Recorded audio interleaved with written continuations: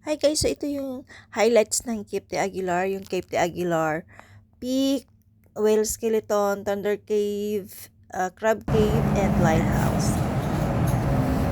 Hi guys, good morning. So today maulan dito ako sa Sargiwan at pupunta kami ng Cape de Aguilar.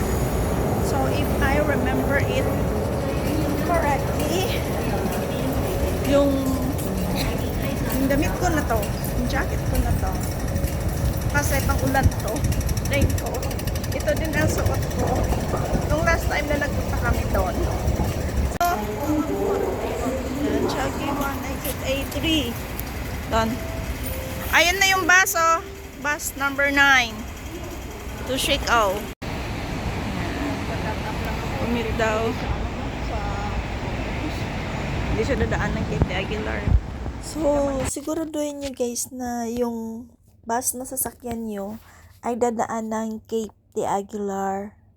Kasi yung iba, hindi po dumidiretso sa Siakaw. So, ayan, no? Yung gala namin today is maulan na fog. So, andito na kami sa Cape de Aguilar Road. So, susundan lang natin itong daan na to. Dire-diretso lang naman to, guys. Punta muna kami ng transmitter. Dito na tayo. Check in. Ayan, dito tayo pupunta, oh. Doon. Malay-lay pa, 2.5. Malakas ang ulan. Oh. Basa. So, pag nakarating kayo dito, sarado kasi yan yung gate na yan dyan. Sarado yan. So, yung daan, gigilid tayo dito. Yan. Gilid lang tayo dito at lalabas tayo sa kabilang side. No? Doon sa may gate na yan, sa kabilang side, may daan na naman doon, paakyat ng transmitter area. At nandun na yung peak. So, mga siguro 20 minutes na lakad.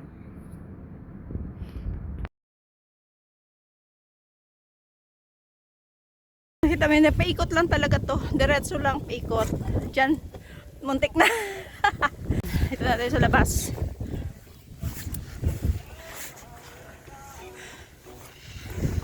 Akyat!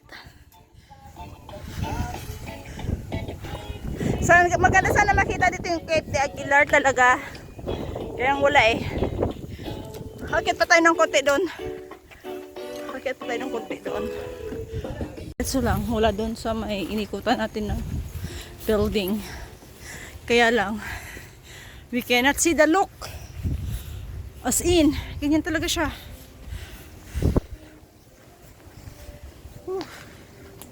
Kita pa ba kami? Yan. Grabe. O, diba? Wala nakikita. Ito na kami. Ayan. Ganyan. Pero ano na lang makikita natin dito? Wala nakikita. Yan. Hindi nakikita yung plato. So, ayan yung malaking satellite. Hindi nga lang siya makikita. Gawa ng malakas. Mahamog. May ulan. Yan. So, pero ganyan siya. So, yung trig nandoon, parang takot akong umakyat. Pero sa gilid lang dito yung trig. Kaya lang paakyat pa kasi. Satellite. Kumilid kami dito. Kumilid lang. Yan. Kasi yung trig nandyan sa taas.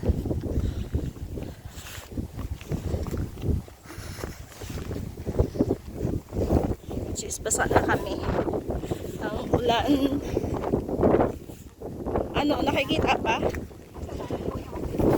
Hindi. Aya, wala yatang daan. Hindi natin makikita yung trick.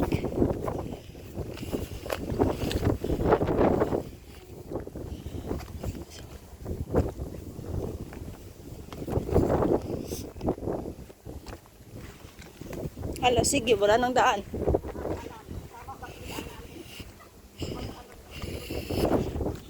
Wala na. May dadaanan ba? Wala. Wala, no? Amer. Wala. Maintenance na yan dyan. Maintenance na yan dyan, pababa. Andun ang trig sa taas. Yan. Ano kaya? Oo. Diba? Gumagawa ng daan.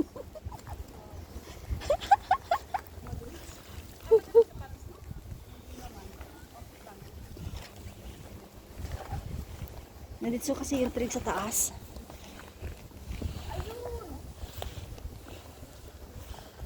Yan. Ayun, nasa taas ng bato. Ah! Ayun na yun siya, yun na yun. Ayoko nang umakyat dun. Ano ba yan? Andito ka pa. Galing na kami dun sa may trig. Pupunta kami ng dun sa lighthouse saka sa cave. Parating na namin yung Cape de Aguilar Air Monitoring Station. Saka yung Cape de Aguilar Radio Station. Yan. Sila. Nakita mo sila, saan sila dumadaan? Nagkagadan. Tayo dadaan.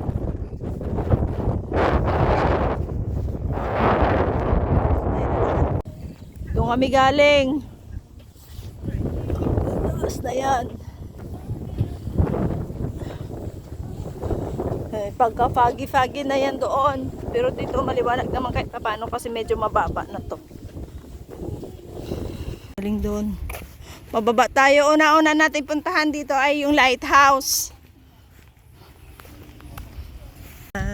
Mamaya na tayo doon sa cave. Dito muna tayo sa lighthouse.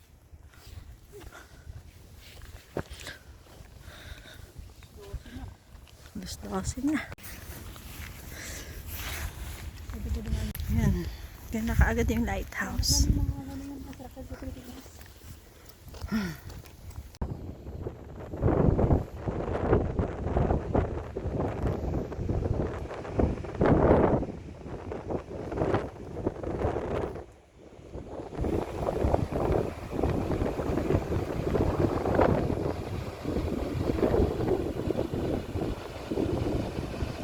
Halin sa lighthouse. Classmate yung agto sa birthday niya, tapos nakabot nila, may pagalit ng luto. Kaganda, diba?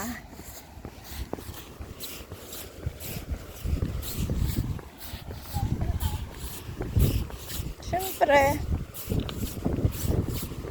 Ayan na, kita-kita na yung ano. Yes, oh, yung whale, ano. So, dito na tayo guys. Punta na tayo dun sa Thunder Cave. Which is dyan lang. Dyan lang. Sa may bungad niya, may mga malalaking bato. Natipag siguro to nung bagyo malakas. Saglit, mahirap.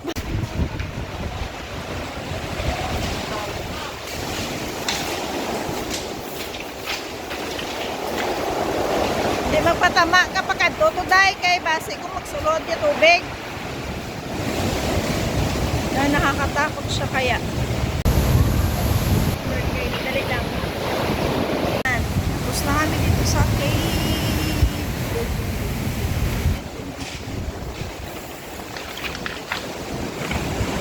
After sa cave. Sa Thunder Cave dito naman tayo sa kabila. Oof.